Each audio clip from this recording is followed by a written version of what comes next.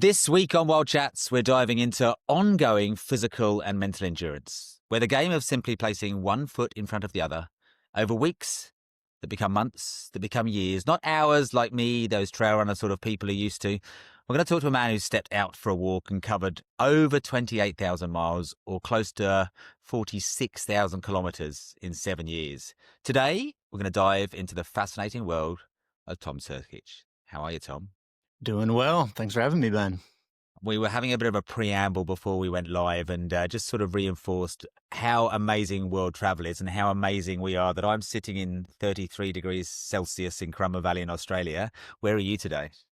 I am in Kentucky, just where I imagine myself after walking around the world.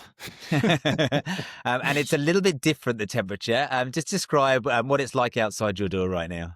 Yes, it's about, right now it's probably 3 degrees Fahrenheit. So there's a cold snap. We got 6 inches of snow the other day. So it's cold. It's a little breezy. There's snow on the ground, which is, kind of how I would prefer it for Christmas time anyway. I'd rather there be snow and it be cold than it be raining and warm. So it's cold and snowy. I am an Englishman living in Australia, and I still have not got used to the idea. I don't think I ever will. The idea that this Christmas is this hot celebration around that December time. For me, it's all about, ice on the bird bath outside. It's about the crisp mornings. It's about the cool air. How, I suppose, when you were on your journey, you've had this massive world walk that we're going to dive into, but you must have done Christmas in a fair few different locations.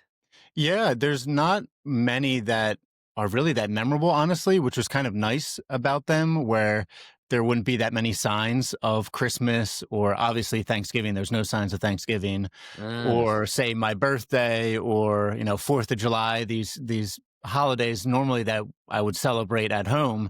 There just wasn't any signs of them. So maybe the most memorable Christmas was when I was in Algeria, and that was my 4th year of walking.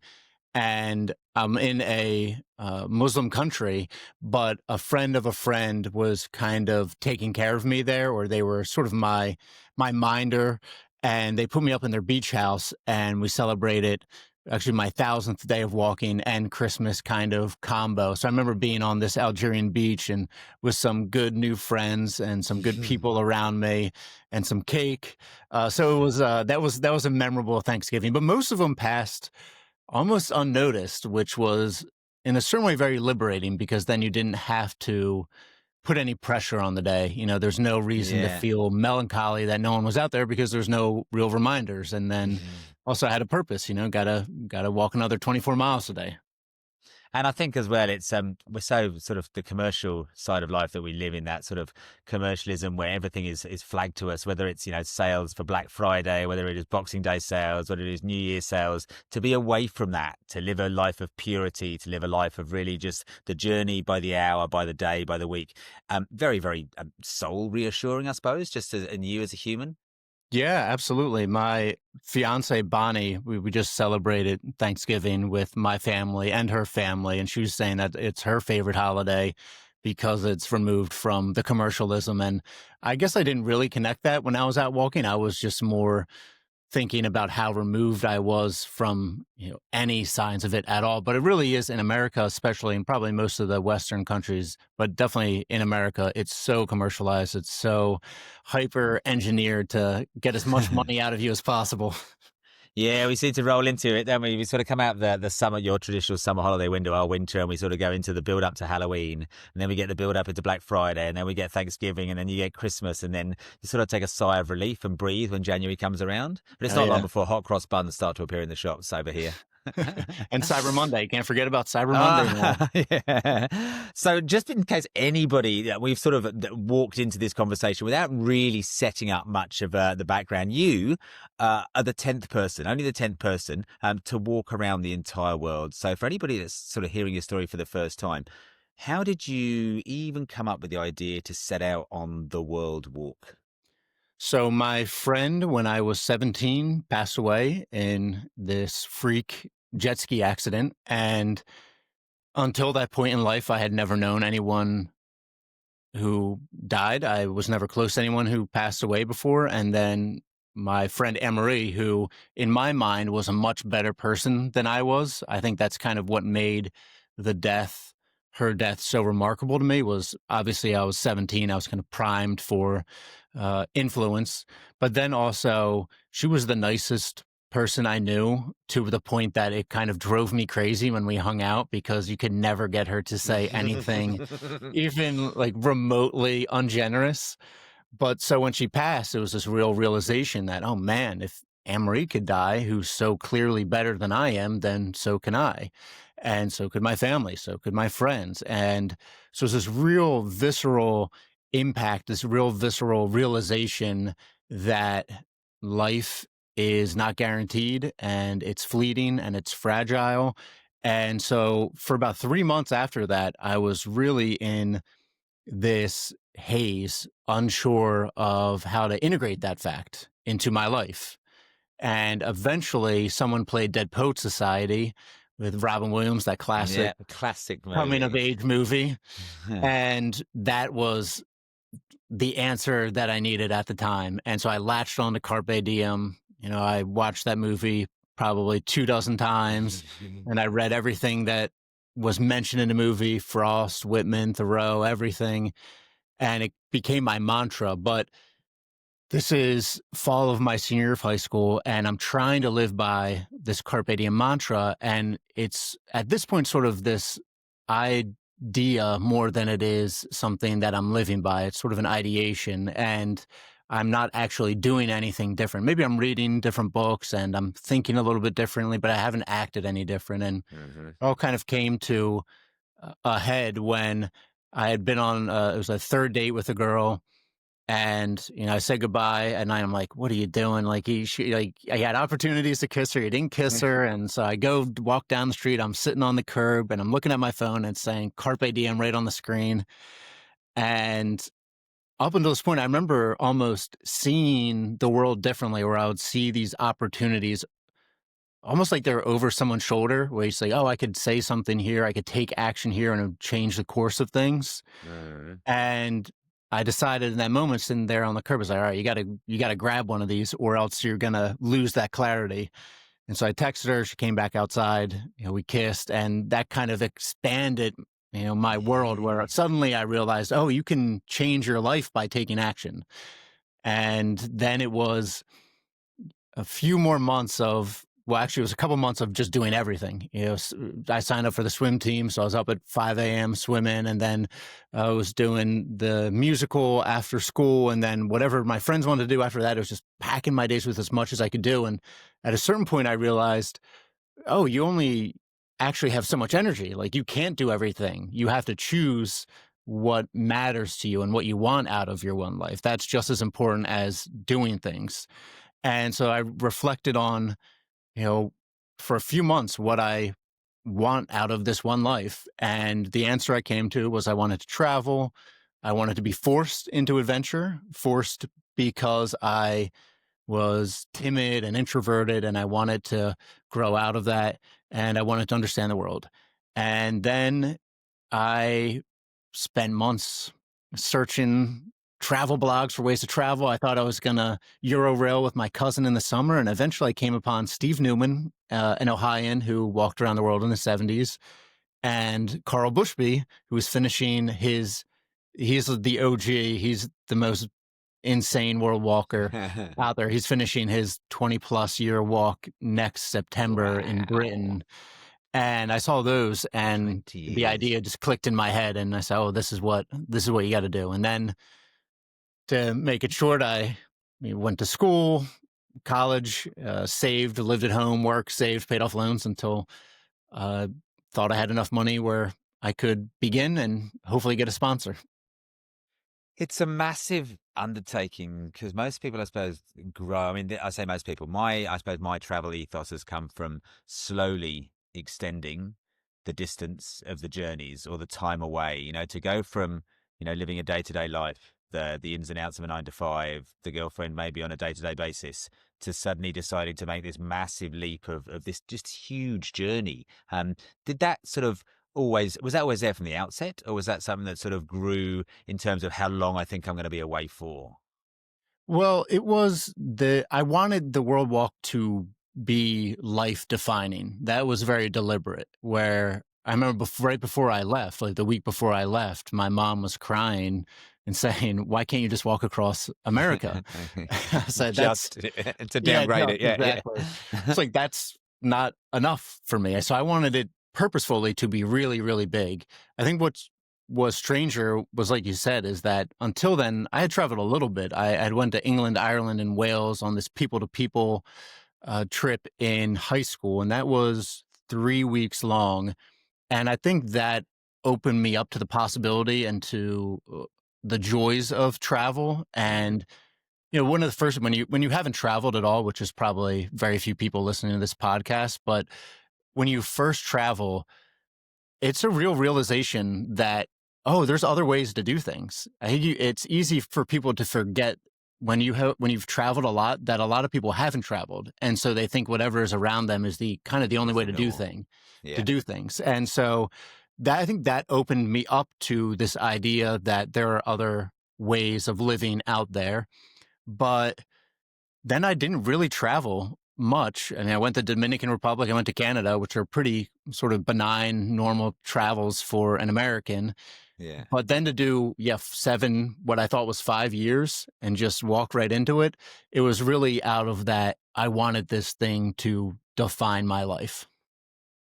Going back to that trigger moment, because I think I have a real affinity to the moment you talk about where losing a very, very good friend is the moment where all of a sudden you realize that life is short and it's fragile. And if you do not grasp a thought process and turn it into an action, you can waste life very, very easily. And I lost friends in the Asian tsunami in 2004, and I suppose that was really my moment of, okay, I now need to actually physically do something with life that's going to be more meaningful for me, because if I happen to be on that tropical island, or I happen to be there with that tsunami, it could be over, all over, just like that. I wonder if a moment like that, is there any other way to recreate that for us as humans that gives us that importance of life? Because it really needs that almost that tragic moment to force it on. I wonder if there's other people, or you've got other thoughts on how you can activate that if you're not waiting for your best mate to fall off his perch. Yeah, I think it's really tough. So I'm working on a second book right now after the memoir, and sort of this self-help book, but this it begins with this idea back with Brittany, this girl that I kissed, and it kind of expanded the ideas. I think Mm. we have this idea in our heads is that our thoughts are everything. Our thoughts are the world, and our thoughts are reality, and we can just think things and they'll manifest. And then when we do things, when we take action, it's really cold and the world is indifferent and it's uncomfortable and it's painful. And so I think you first have to just recognize that these are two different worlds. The realm of your thoughts is not where the good stuff is, not where reality is, not where the excitement is. And then the realm of action, which is more difficult and more uncomfortable, is where the good stuff is. But it's also the sort of language that you can learn. You can learn that, oh, this isn't necessarily discomfort, it's just resistance, or it's just growth, or I need to find a better path. And so I think it's comes down to differentiating the comfort of your unchallenged thoughts versus the discomfort of the realm of action.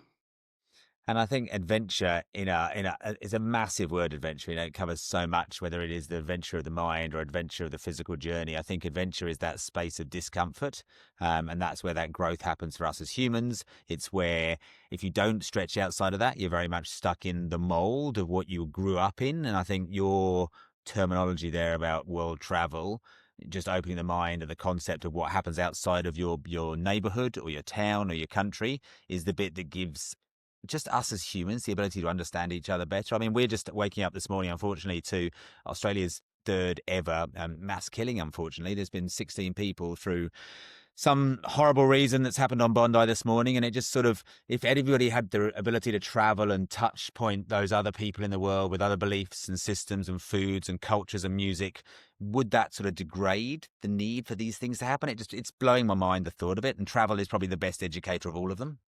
Yeah, America has 383 up to this point in this year. My Yeah. fiance is she's an ER doctor, and she's doing a presentation on Wednesday about that Wow. exact thing. So we're just talking about it. Wow. But Yeah, I mean, that's part of it. Part of it is when you travel. I remember, I mean, for me, one of these mind blowing moments was going to Copenhagen. When I landed in Copenhagen and I spent a week with my friend cycling around the city, enjoying lattes and sitting at the playground with a beer while her kids played. Up until that point, I had always really not enjoyed cities. I thought they were too stressful. And suddenly I realized, oh, it's not cities that I don't enjoy, it's cars that I don't enjoy. The cars are what's Okay. making everything stressful. It's the noise Yeah. and they're dangerous and they take up all the public space. And when you remove those and you're just biking around, you're like, this is an adult playground. This is fantastic. Nice. And so Nice. that, That's a for nice way to look me, at it. yeah, when I was traveling, that was one of those moments where it was, I'm so glad I'm here to learn about this and to see it and to experience it. Mm. Fears is one of those things then that I suppose holds us back from doing things. It sort of gives us a chance to also push past those boundaries. When you were looking at this trip, what were your fears leading up to, even in the initial stages of I'm going to go and do a walk around the world, were there fears then? Did those fears evaporate? Did those fears grow as you got towards that D-Day, that departure date? I mean, I was definitely afraid of Central America for sure. I had never walked abroad before. And at the time, El Salvador and Honduras were number one and number two in violent crime. And then I think every other country except Costa Rica was in the top 15. And so I definitely was worried about that. And I remember having this recurring dream, which is pretty rare for me. I usually don't remember my dreams, but I had this recurring dream of waking up in El Salvador. And I remember thinking, man, it's going to be so crazy. One day I'm going to wake up in El Salvador.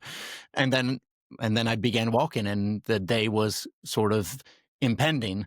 And so I think the real fear I had was the fear of, you know, violence, of death, of being unsafe. So very visceral, like foundational fears. And when I was walking through Central America, I'd say that fear held on pretty much throughout. And it wasn't because of anything that actually happened.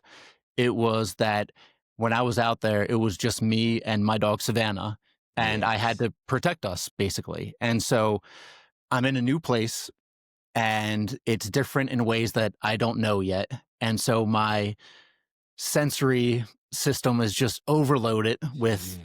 all these new inputs and new smells and I'm learning a new language and I'm so exposed all the time and I feel like I have to keep my head on a swivel when I'm going through these places. And ultimately everyone was I didn't encounter any issues ultimately. I encountered a few little things, but for me personally it was fine.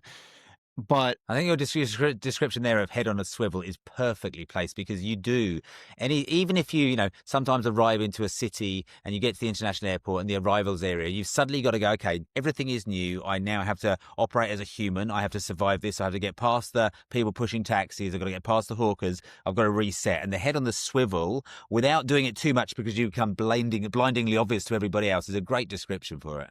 yeah, I mean that reminds me of India. I remember coming out with some airplanes Yes, in India and that's going what I out was there and thinking. having so many people trying to give you a ride or whatever it is. And you're like, I'm just trying to get to this point. I'm trying to get to point B from here. Mm, I don't need you right now.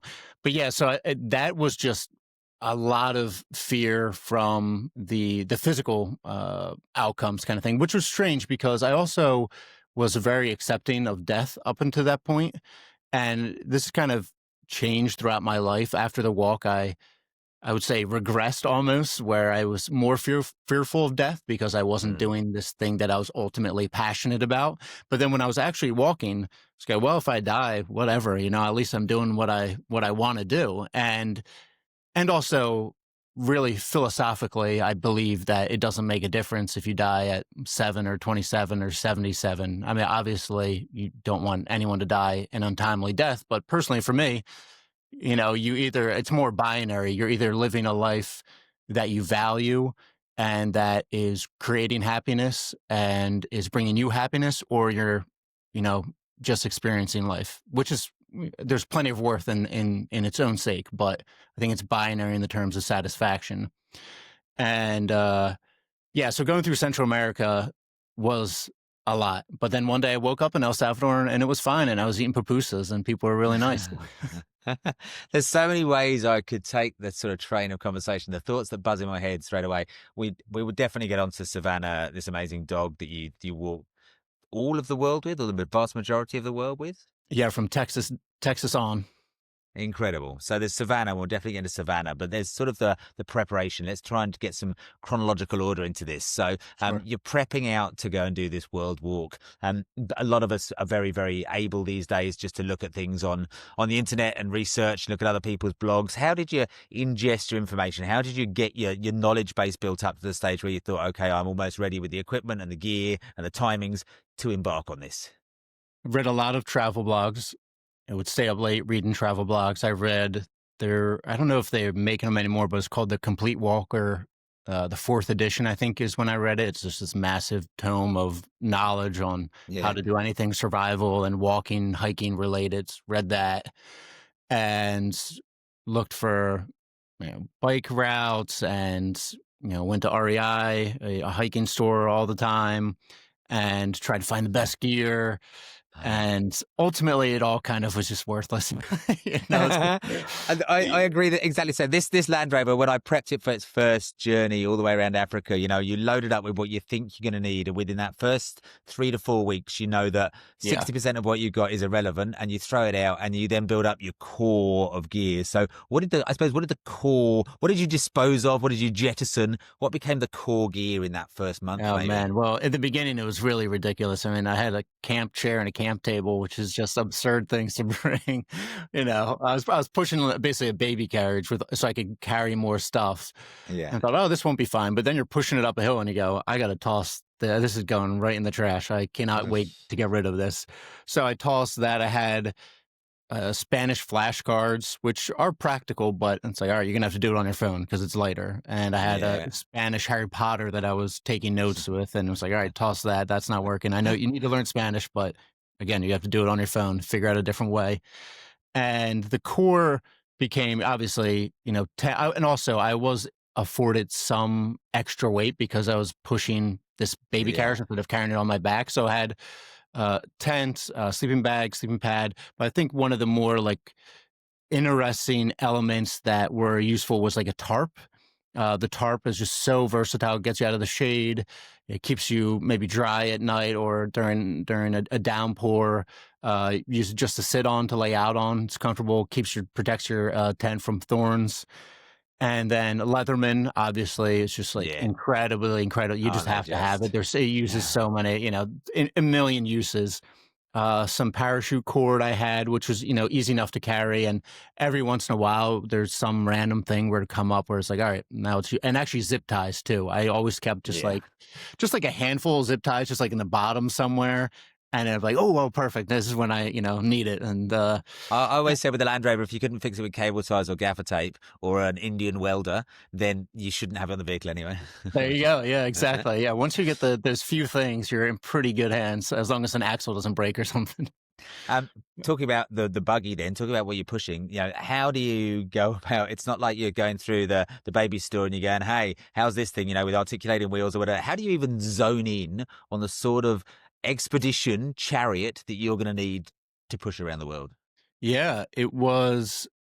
I saw Carl Bushby had a cart. There's this photo that is burnt into my memory that I saw of him when he was 17 out in the Peruvian desert. He had this cart attached to his waist that he was pulling. So it was always in my mind that I was going to have a cart. And it made sense too. Also, the time I had went backpacking, I hated it. I was like, I don't want to carry this 50-pound back. And I'm pretty tall and thin. And it's like, this is just killing me. And so I didn't want to do that. And so it was always in my head that I wanted to have a cart of some sort. And originally I had I can't remember what it's called, begins with a B, but anyway, it was attached to the back of a bike. And I went to this maker space, the town over, and met the owner there. I was like, hey, can you attach, jerry this so you can attach it to my waist kind of thing? And he basically said, no, it's aluminum. I don't have an aluminum welder. But also I was like, why don't you just push a baby carriage. That's what everyone, it's easier to carry that. And it just never, and then from then I was like, oh yeah, all right, that makes sense. And also they're so hyper engineered. They put so much money into Yeah. these things. So he And I actually, imagine spare parts become something that's a lot easier if you need them as well, because it's an off the shelf. absolutely. Yeah. I mean, I needed an axle that got sent down to me in Colombia that bent and broke. And then there was wheels a few times that I needed replaced. So yeah, it was much easier than having a custom cart or something. I love it. So there's all the logistics that you build up in advance. There's the equipment, there's the gear. You're training your mind at this stage. You're training your legs to sort of take on a journey like this. Is this just something you love? Is walking, hiking, trekking at altitude? What is your happy place for prepping for something like this? No, there was a little bit of, I mean, the physical activity was just probably playing tennis and going to the gym. And I figured in my mind, I'm like, just walking, I can figure it It's out. only walking, How yes. tough can it be? It actually proved much tougher than I imagined. The first probably month, I couldn't walk 24 miles in a day like I wanted to. And Yeah. for the first couple of weeks, I'd walk 15 miles and I'd be cramping on the ground throughout the day and blisters and really throbbing leg soreness. But eventually I built it up and was going. But that's kind of how I expected it. But more of it, I would say the prep is, for me, is probably a lot of reading, a lot of research. But again, it's just so different than when you actually begin and then you're on the ground and the reality of things hits you, and you can read all you want, but it doesn't really capture the reality of being out there and Being screwing there. up on your own. And obviously, walking through the world and around the world, you are very much dictated by the weather and the seasons, and that must be having a really big part of the planning process. You don't want to be doing the sub-zeros, you don't want to be doing the monsoon or troughs. How do you just sort of decide your departure date? Was it based around that, or was that just something you decided your route as you were going? No, it was based on that. Yeah, it was that I wanted to catch. So the first year was walking from New Jersey down to Panama City. Second year was Bogota, Colombia, down to Uruguay. And I have family in Uruguay, cousins in Uruguay. So then I was going to stay there and then catch a boat basically to Antarctica. So I want to get down there by the Argentinian summer. And Yeah. so I have to leave basically spring. I would estimate, okay, I think I estimated 12, 11 miles on average. Maybe it was more than that. It might have been 14 actually that I estimated. Anyway, it ended up being pretty close to whatever it was that I figured out.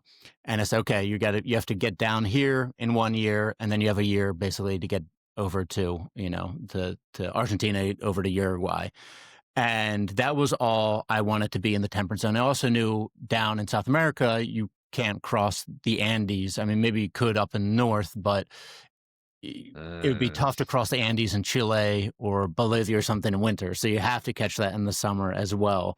So, yeah, I began with that very much in mind, but really also that was the only consideration of weather. And then beyond that, I was like, all right, well, we got that figured out. And then I'm basically kind of pretty close to the same latitude where I'd be walking in Europe and then North Africa. And eventually I would have to think about the weather and the climate again when I got up to Kazakhstan and Mongolia. But that was so far off. I was like, who knows what the yeah. time will be? You can't time that out.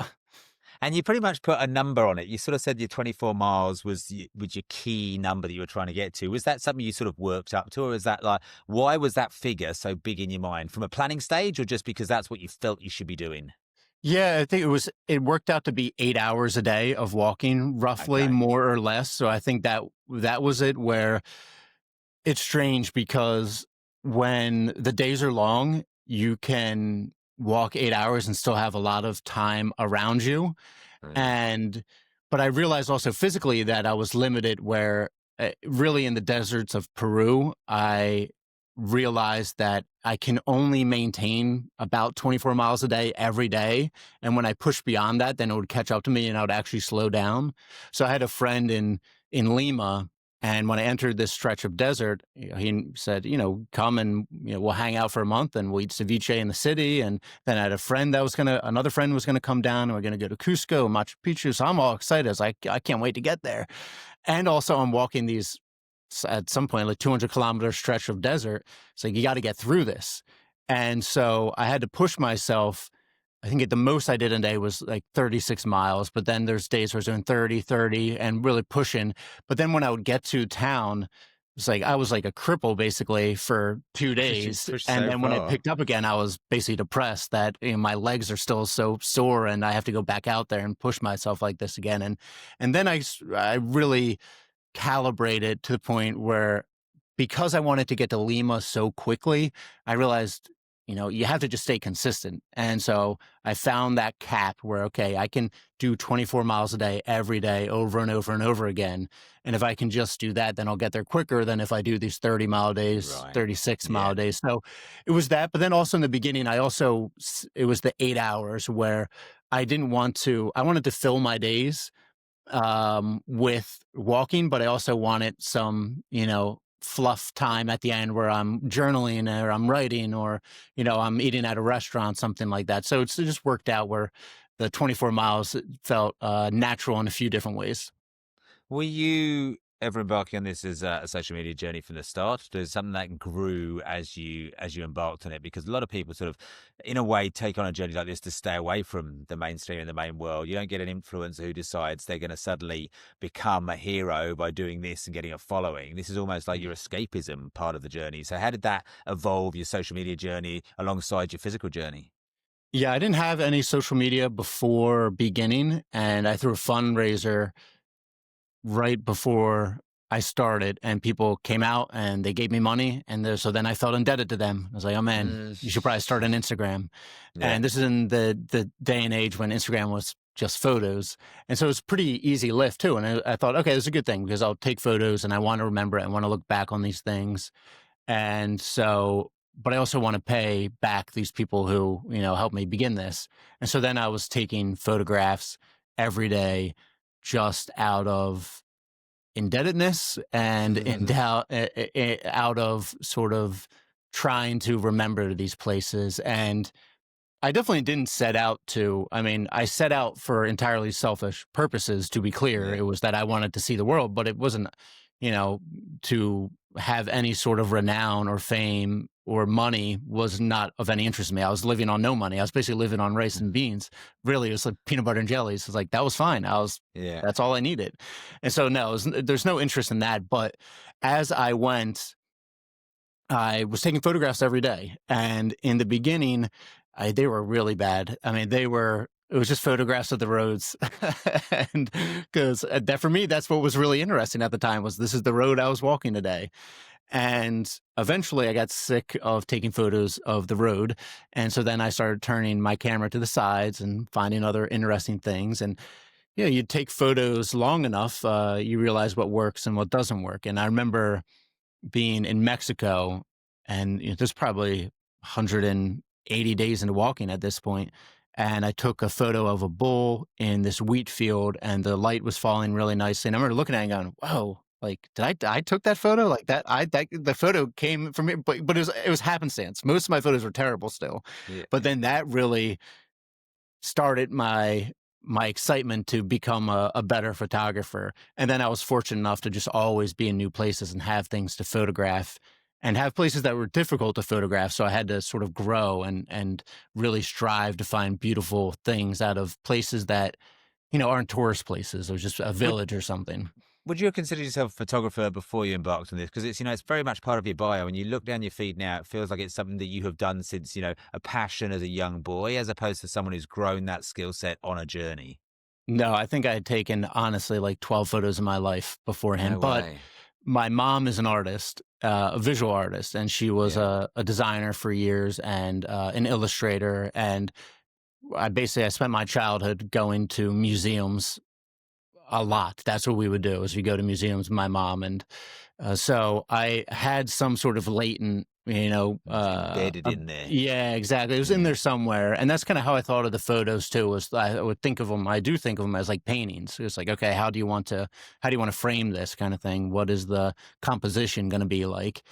And then I was fortunate enough to be in all these interesting places and then had the pressure of Instagram and these followers, which I don't really enjoy, but it was a good pressure to be posting every day. And so I had all these sort of pressures to grow and get better at the photography. But it really, and I loved it. I love taking photographs, and it really, even when I look back, I'm like, man, like these are some great photographs. I mean, it's like Steve McCurry, who in my mind is the greatest photographer ever. He took Afghan Girl, National Yes. Geographic Yeah. photographer. He follows me. We text all the time because of No I was way. taking good photographs. There's your inspirational hero moment, if ever there was one. Yeah, yeah, absolutely. So I mean, that was a really amazing happenstance sort of growth from just being out in the world for long enough, and yeah, and kind of just trying to get a little bit better every day. It must be lovely. It's almost like a conveyor belt of scenery and landscape and people and perspectives, and you're seeing it with your eyes. So it's almost like you're being fed great content. You just got to work out how you capture that and tell that story. Yeah, it was interesting because I remember it probably was in Peru or Chile around there when I remember getting really frustrated that I couldn't take the photographs that I wanted to take, because what was popular on Instagram at the time were photographs of mountains and a little silhouette of a human and the Alps. And, that's what was working. You'd post that photo, you'd get, 10,000 likes, whatever it was. I was like, Yeah. oh man, I'm not at a mountain right now. And I don't have someone to go stand there and to get this incredible A lot of photograph. pressure on yourself. Exactly. Yeah.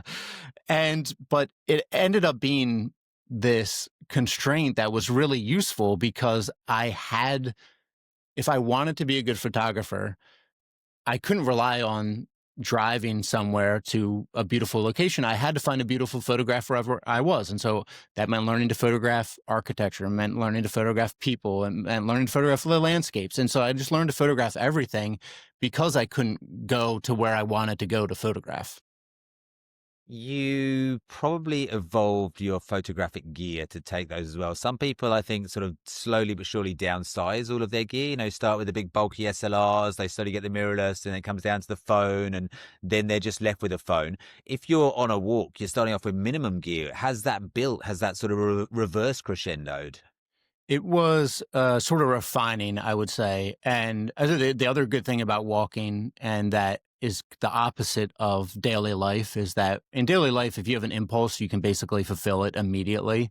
Where I see this camera, you're down this rabbit hole of lenses, and you're like, this lens is going to make me such a better photographer. It's not. It's not going to make you a better photographer. Your images might be a little sharper and might have a little bit better range of color, but really, that's not the defining factor. And when I was walking, I wanted a better camera all the time, but I couldn't. I literally couldn't. There was nowhere to buy a better camera. Then I had this junky little DSLR in the beginning. When my friend visited me in Lima after that year and a half, he brought me sort of my first upgrade. And then it wasn't until years later when I really, really maxed out that camera that I got a third camera and a nice lens. And I realized what lens I needed too. I, figured out, just one lens with a little bit of range would fit in pretty much everything. So it was this, again, like out of that constraint where I didn't have any excuses to like lean on, basically. I'd love to know the lens or the camera. Just Yeah. there's people out there that are very much. We've spoken to people who hang off ropes and take amazing photography. We've spoken to astrophotographers, loads of different things. So if they're listening, what is your go-to now that you've got as your nuts and bolts stuff? Yeah, so I had a Z7, Nikon Z7. I'm sure it's out of date now by a couple years. And then I just had a 24 to 70 millimeter. I think it was a 2.8 f I've had stop. exactly the same gear. Yeah. I only just sold my Z7. Exactly that bit of gear. It's beautiful. It was almost like Nikon's first journey into mirrorless, from going from the big DSLRs. And you always get the Canons, you'll get the Nikons, you get the Sonys. A lot of people with the videography side of world seem to revert to the Sonys, but it's always good to know what other people are using out there. I'm embarrassed to say that we've got through 40 minutes and we haven't even yet spoken about an integral part of your world walk and Savannah. Savannah the dog. Let's hear the Savannah bio. Yeah, so Savannah is the first dog to walk around the world.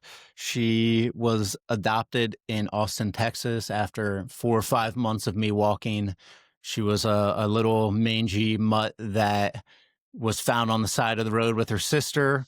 Wow. And she, in the beginning, was terrified of cars. She was not very treat motivated. Not a great listener at the beginning. She hated the leash.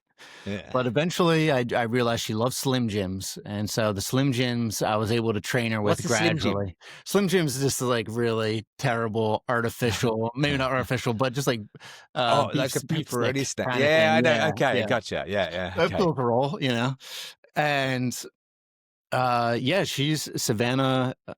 Savannah's a beast. I mean, I don't know how else to say it. So she is yeah, she was the first dog to walk around the world. She was ripped. She was 45 pounds. She was like 25% chow and then a bunch of other breeds. She had long hair, white Wow. paws, and just really made to walk. Over those first few months of walking, I thought about getting a dog a bunch because you're camping in these strange places and the thought Yes. just occurs to you naturally where you go, man, it'd be really nice to have a dog that could listen while I slept. And so when I got to Austin, the first time there, I go, I'm going to go just check out this adoption center, just kind of play with the idea a little bit, not really expecting to get a dog. And there's all these adult dogs, and none of them I'm really clicking with. And then they brought out Savannah and her sister. And then I thought, man, you can't adopt a puppy. This is crazy. Hmm.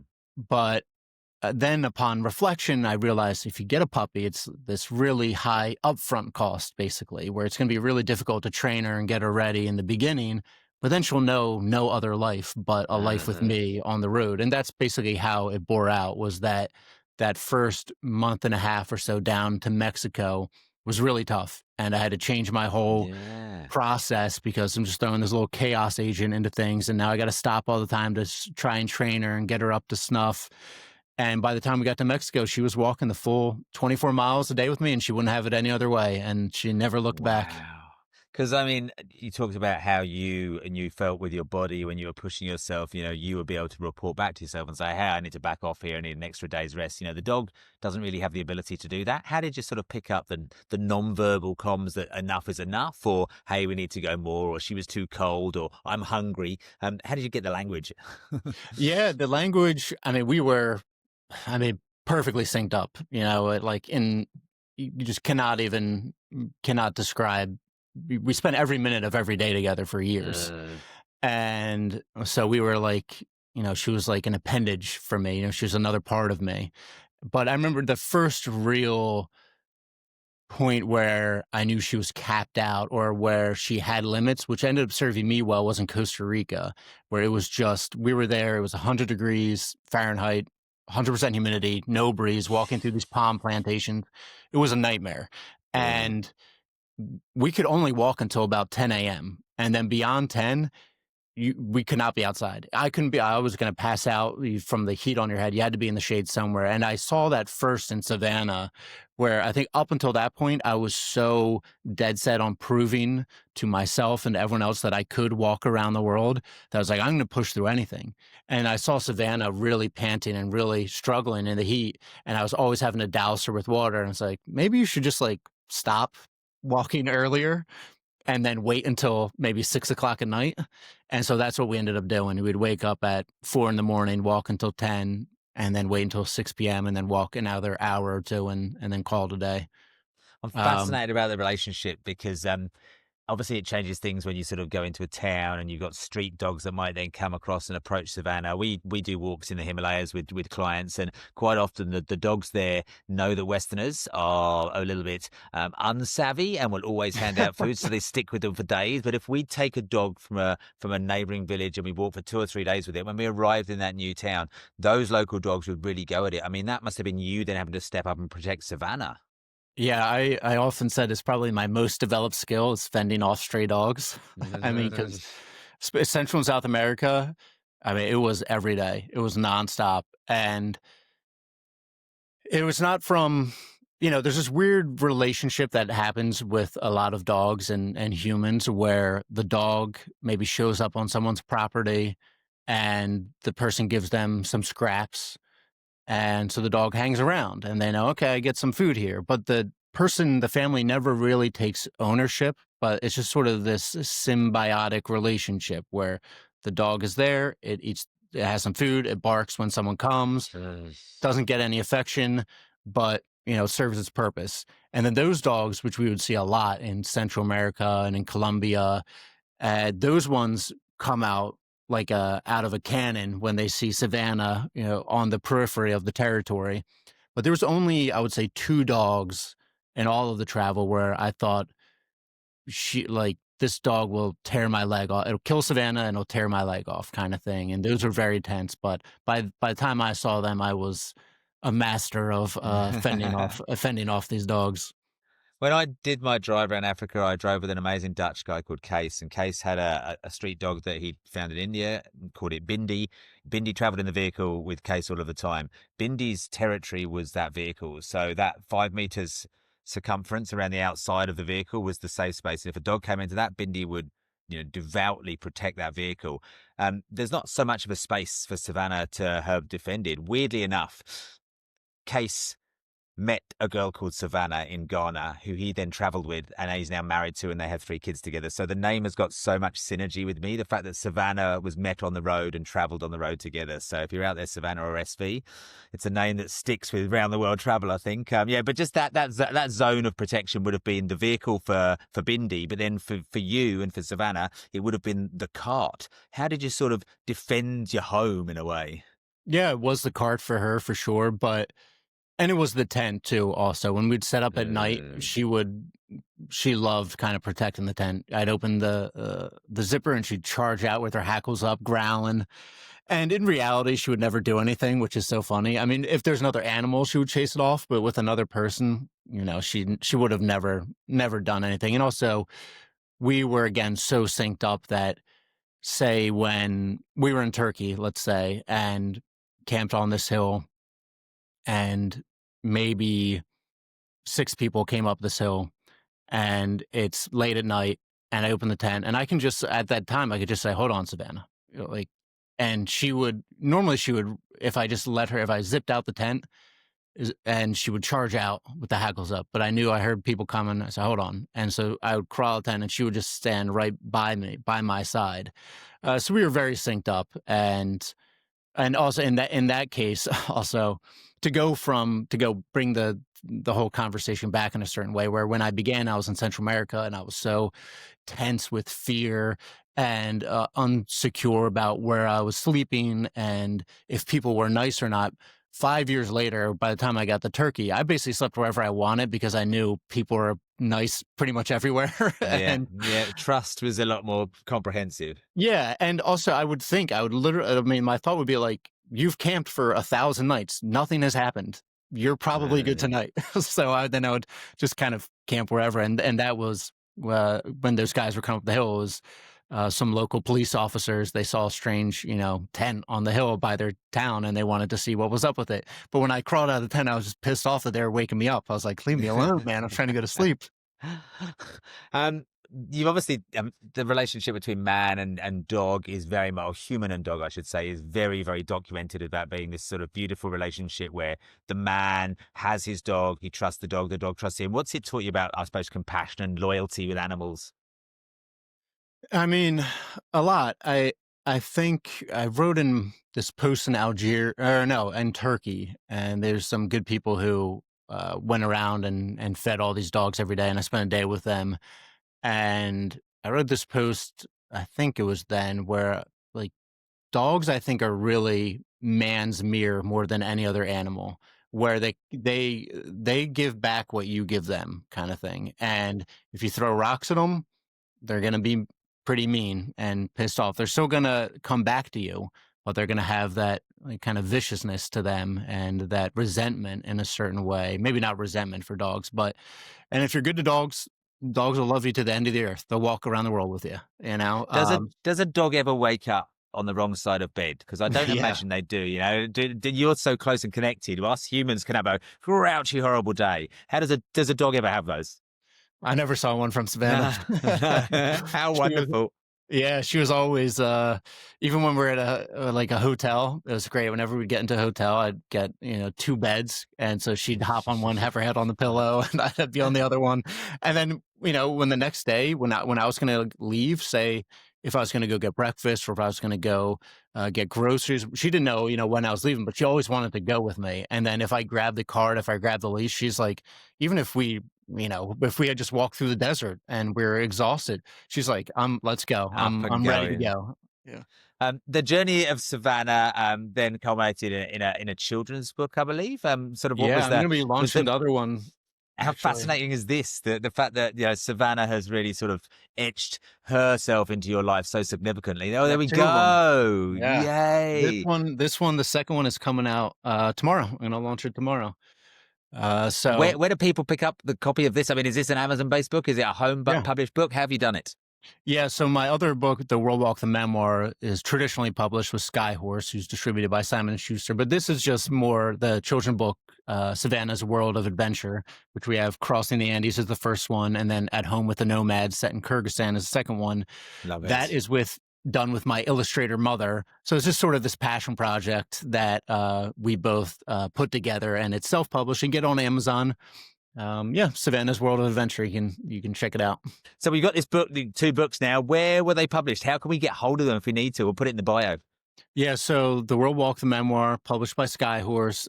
Get that anywhere. You definitely can get it online. Australia, I don't know. I know people have bought it in Australia. You probably have to order it. In the US, you probably could just go to, Barnes & Noble or whatever and get it. And then the second book, I just signed the contract about a month ago. So I am writing right now, in the process of writing it. So I'm Love spending it. my winter with the space heater on and the light therapy lamp going and some plants on my desk and Do you chipping find away. it? Do you find it? Is it a nice place to be in the writing? Do you find comfort in that? Because I wrote a book as well about my travels, and I found I needed to sit for 4 months with only white noise and really distract myself from distraction, because that's the hardest part for me. Do you find it a happy thing to do, or is it really a focus point you got to get into? Oh, I find it a happy thing, but I totally agree. I mean, it's such deep work that it really pays to be deep in it. You can't kind of dip your toes in and be like, I'm going to write this book that is meaningful and well connected.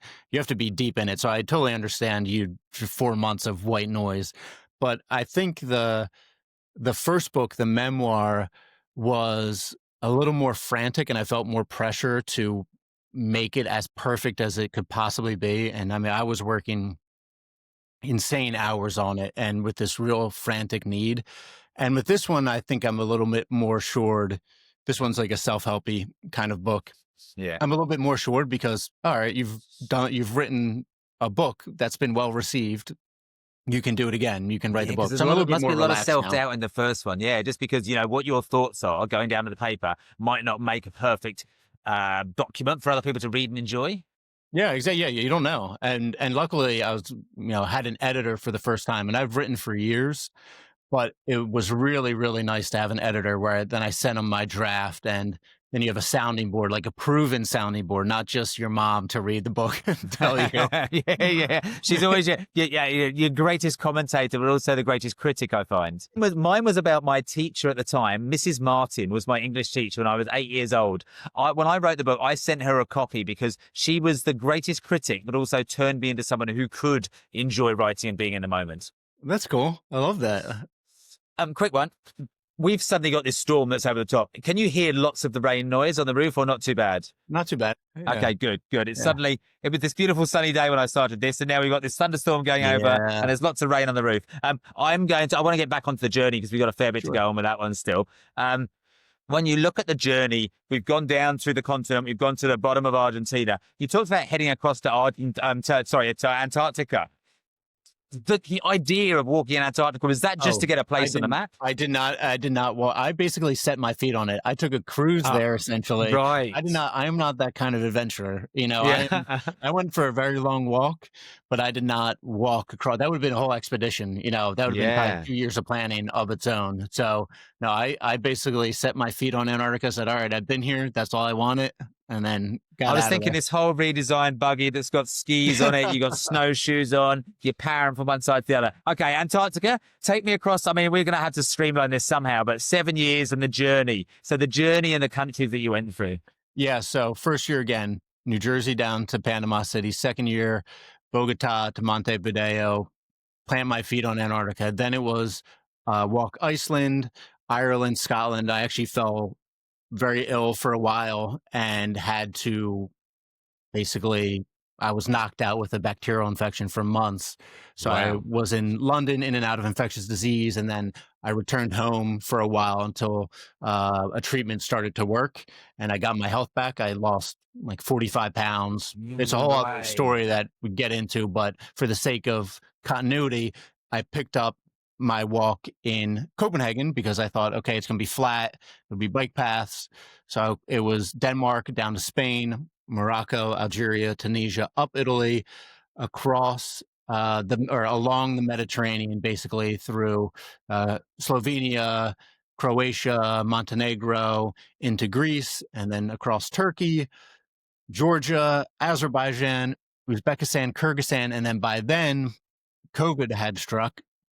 And so initially what the plan was to go up to Kazakhstan and Mongolia to Ulaanbaatar and then walk Australia. I waited around a year. They didn't open. And so then I decided, I've been out here for 6.5 years.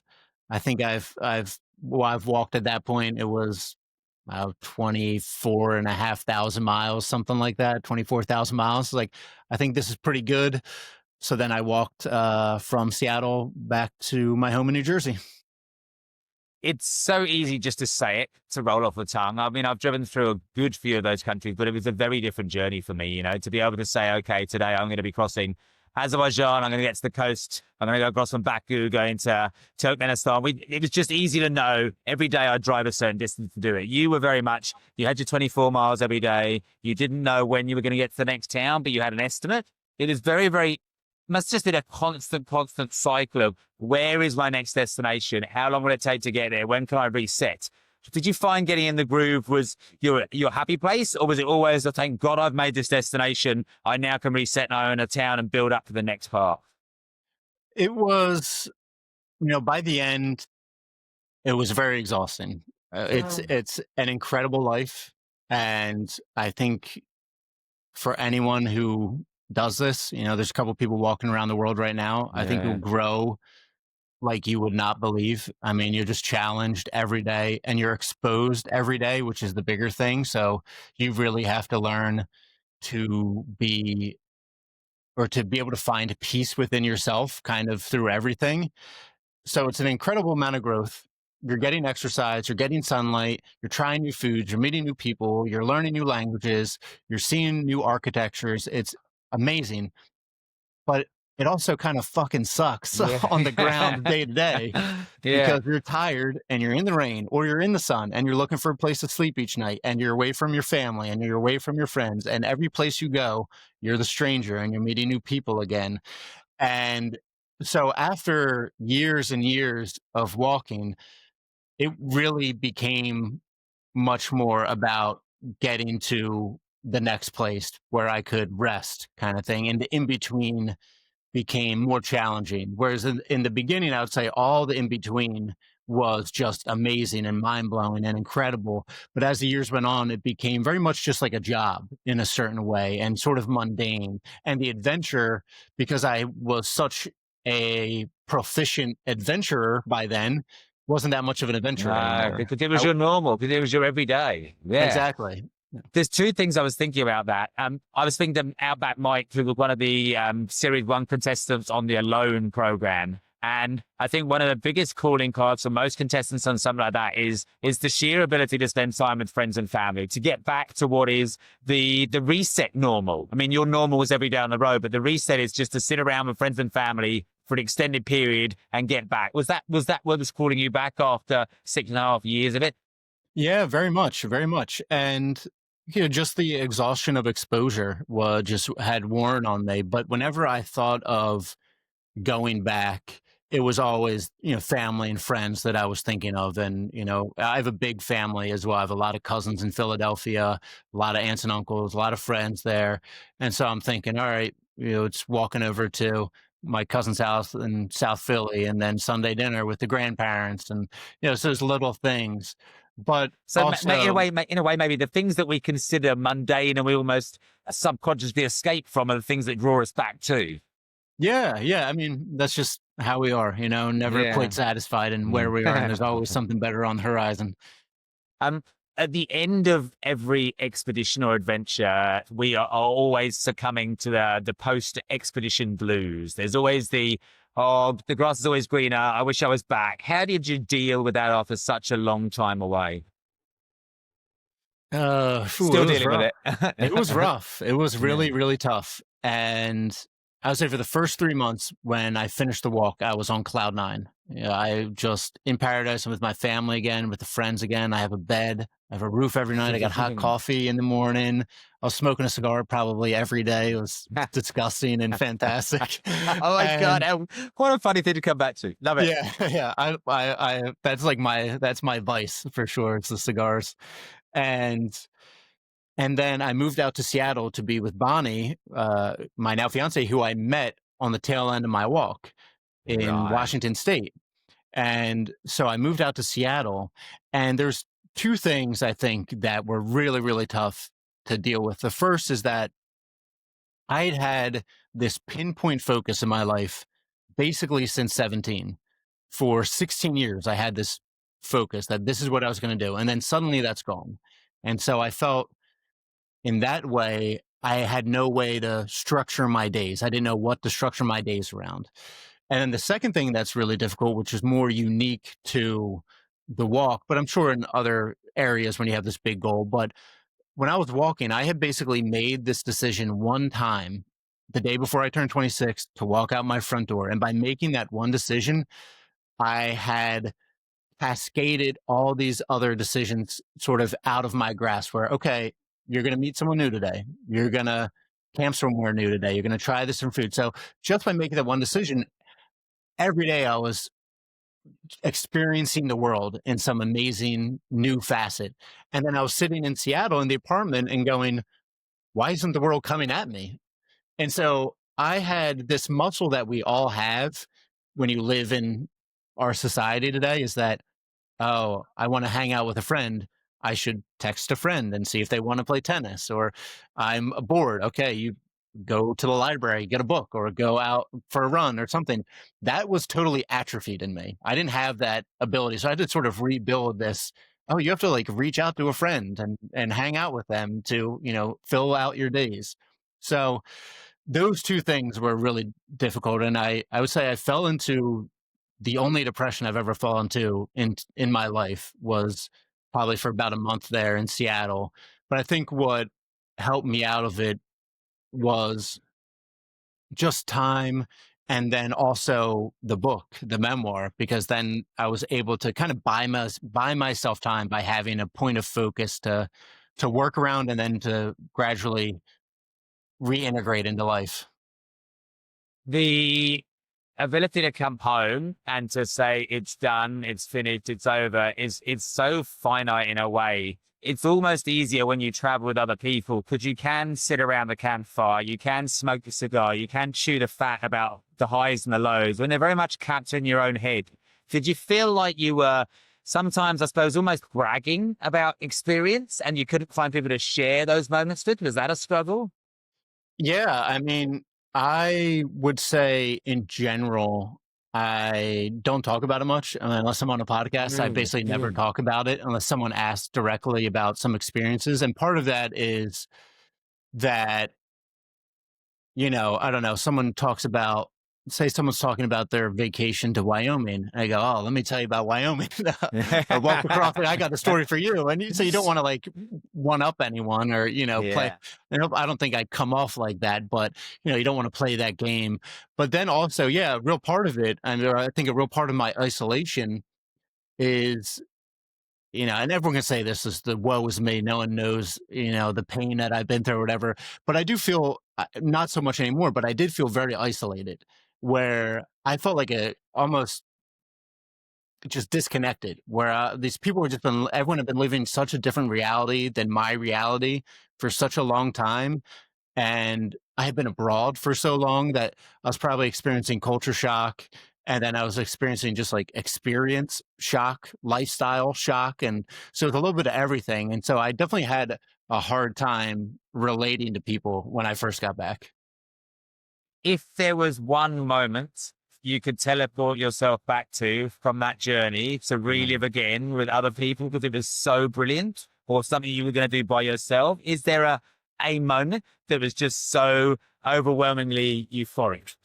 Yeah, it was actually, it's the first, it's the story in the first children's book, which was when I was crossing the Andes with Savannah, and we had to go 5 days without food or water to get up to about 15,000 feet, and pushing all this water in my cart. And that first day, pushed up 10,000 feet, 9,000 feet. I was exhausted. And then it's 4 days in the Altiplano.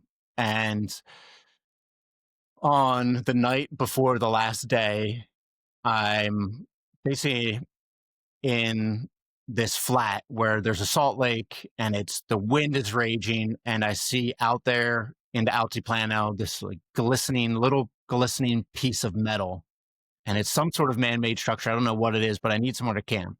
So I push across the sand, and it's so difficult pushing across the sand. And I get there, and it's just this little 4-foot pipe coming out of the ground and going back down again. It's probably a gas pipeline kind of thing. This is a release valve or whatever, maintenance valve, and there's a little chain link fence around it.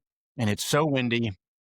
I tie my tent off to the fence, and I end up having to pile on almost an endless amount of sand just to get my tent to stay in place. And so I go inside the tent. I'm exhausted. I am dehydrated. My muscles are aching. And from that first day of being at altitude, my body had never really recovered after, because that first day was so demanding. And then I'm at 15,000 feet all of a sudden. And I get into this little coffin of a space in the tent. I bring Savannah in there. She wants no part of it because the tent is super loud and it's whipping around. So she goes and sleeps outside. And I wake up, after maybe sleeping 2-3 hours. I get out of the tent, crawl out. Savannah stands up, shakes the sand off her. She just dug a hole and was sleeping in this little hole. I throw everything into my cart. All right, you got 20 miles to this little Argentinian border town. And that's all you got to do. I only have 1.5 liters of water left, but we just got to make it 20 miles. And I start pushing through the sand. And it's so tough because the sand is soft and the cart keeps slipping, and it's taking, I'm leaning straight ahead against it just to get a little bit further. And then my legs just give out on me and I fall flat on my face. And I laid there for ages, for an eternity. And I'm looking up at this hill, which is covered in these fantastic yellow tufts of grass that are so beautiful. And then I turned over eventually, and Savannah came and sat by my side.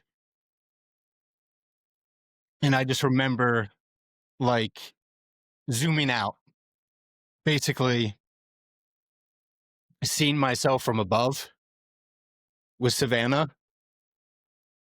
And it was like I had walked there over 2 years, 8,000 miles, and I had found my absolute limit physically. And I was in this amazing place with no one around for 50 miles or further, and who knows how far.